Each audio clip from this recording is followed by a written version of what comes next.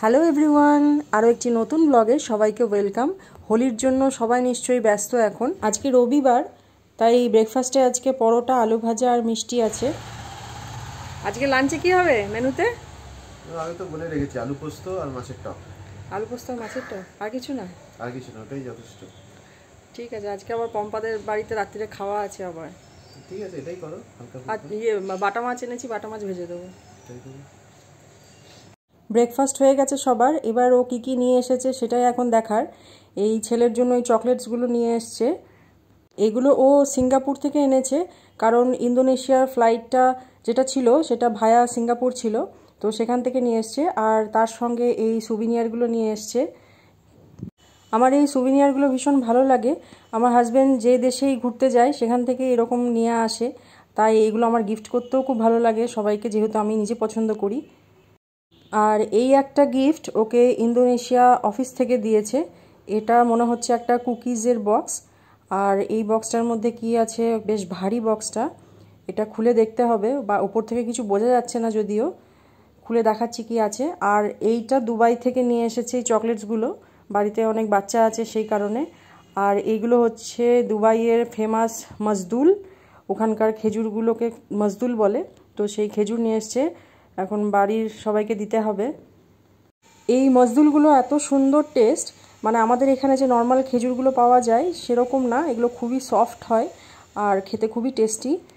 দুই বাড়ির থেকে অর্ডার দিয়ে দিয়েছে, যখনই আসবো আমরা তখন যেন এই মজদুল নিয়ে আসি সাথে করে। আর এই বক্সটা খুলে দেখি কি আছে এর মধ্যে। বেশ বড় সড়ো ভারী একটা জিনিস। আচ্ছা, কেক আছে এর মধ্যে, ইন্দোনেশিয়া থেকে যেটা গিফট দিয়েছে এর মধ্যে কেক আছে একটা, ফ্রুট কেক আছে। এটা খেয়ে দেখতে হবে টেস্ট কেমন। আর ছেলে এদিকে কার্ডের সঙ্গে একটা করে সুভিনিয়ার ওর ফ্রেন্ডকে গিফট করবে, আর তার সাথে বলেছে কিছু চকলেটসও দেবে। ওর বন্ধুদের ভাগ্য ভালো বলতে হবে, কারণ আমাকে একটাও চকলেটস দেয় না। তো যাই হোক, ওর বন্ধুরা পাচ্ছে, সেটা দেখতেও ভালো লাগছে। আজকে সন্ধেবেলায় পম্পার বাড়িতে ইনভিটেশন আছে, তো ওরা নতুন ফ্ল্যাট নিয়েছে, তো ভাবছিলাম কি দেব, ওর বাড়ি কি নিয়ে যাব।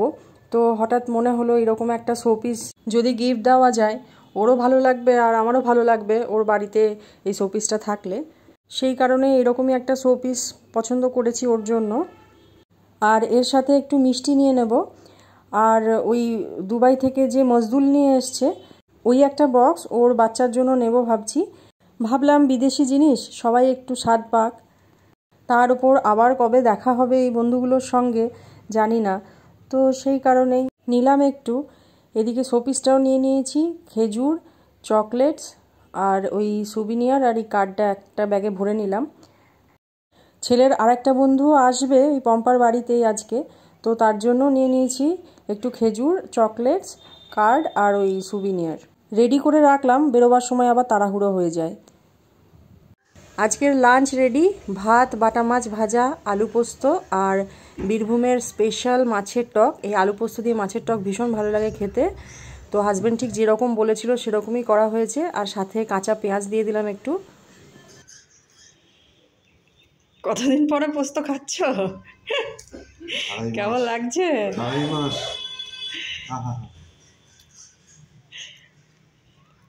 আজকে পোস্ত দিয়ে চান করতে পারতে, সকালবেলা ব্রাশও করতে পারতে পোস্ত লাগিয়ে, একটু পোস্ত বাটা লাগিয়ে ব্রাশ করে নিতে।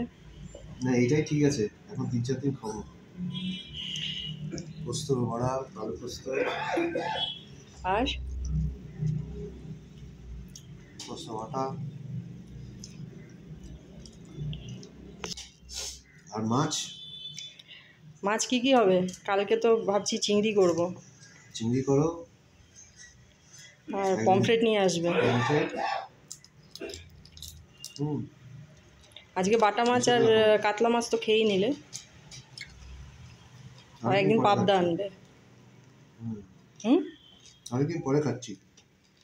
চলুন তাহলে আমরাও লাঞ্চ করি। আজকে ভিডিওটা কেমন লাগলো অবশ্যই কমেন্ট করে জানাবেন। দেখা হচ্ছে খুব শীঘ্রই। সবাই খুব আনন্দ করে হোলি খেলুন, তবে খুব সতর্কভাবে খেলবেন, যেন আপনার আনন্দ অন্য কারুর নিরানন্দের কারণ না হয়। ভালো থাকবেন।